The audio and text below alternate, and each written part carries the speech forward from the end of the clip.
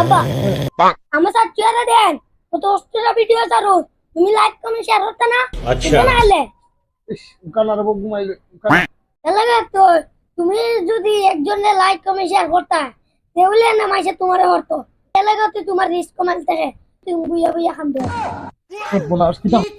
আসসালামু আলাইকুম বন্ধুরা। বাইরে আসলে আমার ছোট বাচ্চা দেখছে কথাটা সঠিক, কিন্তু একটা জিনিস বুঝায় না, আমি যে সময় প্রথম নতুন কাজ করতাম ফেসবুকেও, আমি যার ভিডিওটা আমার সামনে আইতো আমি দেখতাম না, আমি ঠেলা মারা দিতাম।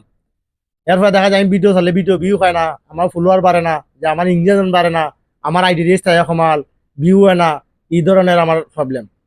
এখন যে সময় কিছু কিছু ইউটিউবের মাঝে ভিডিও সিডিও দেখছি, মানুষ এইভাবে এইভাবে কয় যে যারা ফেসবুকে কাজ করে তারা, এখন তারা কথা বলি আমি কিন্তু আলম শুরু করলাম মানুষের আইডির মাঝে কমেন্ট দেওয়া, যা যা ভিডিও হয় কমেন্ট করি, লাইক দিই, শেয়ার দিই।